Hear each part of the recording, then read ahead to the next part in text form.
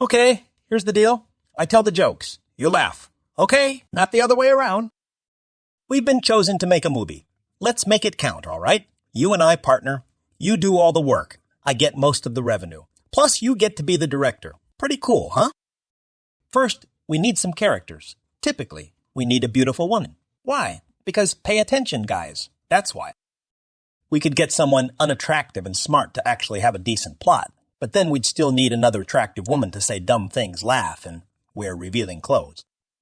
Now that would be too easy for the guys watching. So let's introduce an unrealistically handsome, muscular, and charismatic guy way better than 99.5% of all the male watchers and cast him for the role of the average college student or something.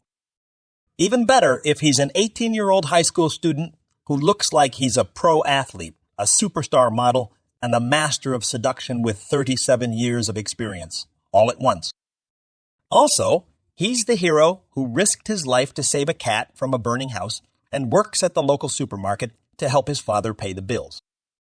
Of course, we want that hot chick from earlier to hook up with him. Why? Because we have the girl to get the attention of the male audience, and we need the guy to take her for himself to keep the guys watching. They're jealous of both him for his perfect looks, abilities, and character, and her for betraying them and sleeping with him instead of choosing them. Let's not forget to add some guns. The bigger the better. And a vehicle of some sort that can crash into things really fast. Even better, a helicopter or a plane to make it more dramatic. Done! We have the guys hooked on the movie. Now, we still need to get the women's attention. First of all, they'll fall for the same two characters, except this time they are jealous of how perfectly beautiful and hot the girl is without being fat, and all while eating anything she wants. And they'll be jealous of how nice of a guy she got who's willing to commit, get married, have 3 children, 2 dogs, a pool, and pay for all the expenses while being at work most of the time, except for those pleasant surprises when he comes back home, brings a bouquet of 501 flowers, satisfies her sexually, and then leaves again. Instead of the guns and the vehicles, we'll need a couple of adopted puppies, unrealistically cute and adorable babies that never cry or poop, and apartments that look like they were designed by the best interior designers. And they were because we paid those exact designers lots of money to make those props for our movie set. Unlike guys, women actually pay attention to the plot, so we'll need to hire a scriptwriter. Damn, that complicates things. No worries. We can take an idea that has been used 7,843 times, change the names, change the town, add some random dialogue, make it look fancy, give it a cool name, and try to convince everyone that our movie is actually unique because we have that one small detail that nobody has ever used before. Cool. We have the basics. Time to decide on the genre of our movie. So, according to statistics, cheap, melodramatic movies about relationships with some cheating and shouting sell the best. Apparently, most people aren't satisfied with their own drama. So, they want to add some more stress to their lives and get worried about other people's marriage or relationship problems. Or perhaps they just want other people to suffer like they do. Besides, it's much easier to give advice to made-up characters, especially if you've watched the movie 13 times in the past 12 days and know the plot better than your job responsibility, than it is to try and fix your own problems by being open with your partner. Well, we can't just go for the most obvious option, can we? What if we want a challenge? Then we could make a horror movie. Come to think of it, it's even easier to make than the first option since people will tolerate almost ridiculous amounts of clichés in horror movies and will fall for identical plots without thinking twice. How many zombie movies are out there? Hundreds, thousands, except in this one, the zombie is the good guy. In that one, the zombies are fast. In some other movie, they have feelings, and in this new one, the zombies are vegans, so they starve to death. The plot in this kind of movie should be easy to make. You just bring your actors to the nearest dump or a poor neighborhood that looks like one. Randomly splash some red paint on the faces of some of them and give random prop weapons to the rest. Then you tell them to run around, randomly interacting with each other. Done.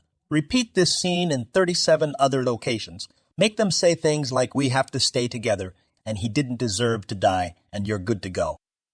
How about other horror movies? Well, you can pick a random monster, mythological creature, or just your ex-girlfriend without makeup on and make a movie about them invading something, haunting someone, or killing everyone for revenge. Still too much work. Fine. Take two people, give them a video camera, and tell them to go to some creepy place and say creepy things. Are you happy now? You don't even need to edit it. Tell everyone it's an immersive and realistic movie. Whatever, man. Now, how about comedies? First, do you remember that dumb melodramatic movie from earlier?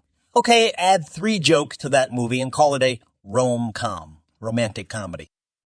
Same thing, but with a bit of silly situations where the characters slip and fall into each other's beds or get themselves into ridiculous yet supposedly funny situations that would literally never happen in real life.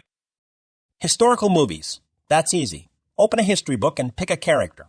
At this point, the audience falls for any character. That one guy from the 12th century who made pottery in the form of ladybugs. Sure. The woman from 17,000 years ago who fell in love with a tiger. Yeah, it never happened, but we'll ask Josh to make up some facts to make it look like it did. Plus, if you're super bored, play around with the various established characteristics of historical characters. Like, take a white guy and insist that he was a black woman. Take a Mayan emperor and convince everyone that he was a vegetarian activist with a cool modern hairstyle. Get that peaceful trader who lived in the 5th century and reimagine him as a medieval warrior who wielded 2 swords and wrote poems to his wife every night. Go crazy!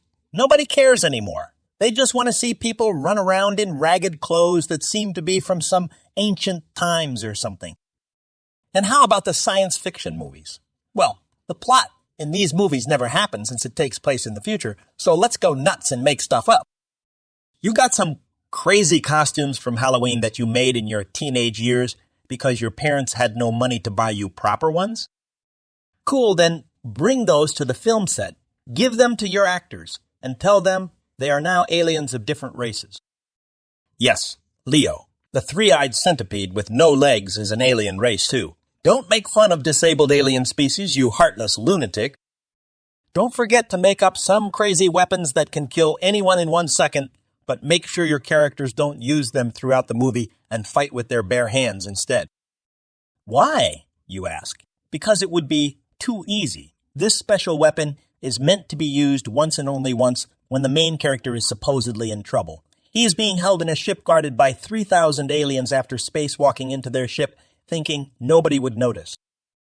Now he can discover that super weapon under the bed of his prison cell and then go destroy everyone with it. The alien janitor must have accidentally dropped it. Oh yeah, and remember to come up with some ridiculously shaped spaceships that could never fly in the real world due to limitations by a thing called physics. But hey, at least they look good, right? Don't forget to equip them in the story with faster-than-light travel capabilities, but make sure that 99% of the time there's some problem that stops them from using it. Again, we don't want to make things too easy. Those are just some of the movie ideas we should consider. I mean, we could actually make a unique, well-thought-out movie with a well-written script, professional and believable actors, realistic environments, and funny jokes. But then again, who has the time for that, right? Hey, the movie is over. So naturally, now it's time for some awesome stuff. First of all, we've saved all the best and funniest moments from the movie, and instead of including them in the movie itself, Rhonda, the editor, decided to add them all in a low-resolution video in the form of bloopers next to the rolling credits. Enjoy! Secondly, we decided to hold the biggest plot twist of the movie until after the rolling credits had started, when you reasonably assume that the movie is over and turn off the TV or leave the cinema. But no. Remember that villain that was burned alive, drowned, shot from 17 different types of firearms, laughed at, then drowned again just in case, then stabbed with a knife, despite the understanding that if he didn't die from 17 types of firearms, a knife isn't going to help. So, yeah, that villain that we have shown dead, which was kind of the point of the whole movie. Well, he's alive. And we only reveal that somewhere between 30 seconds and 3 minutes after the credits start rolling. By the way, remember how all the music during the movie sucked? That's because we saved our 2 best soundtracks for the rolling credits.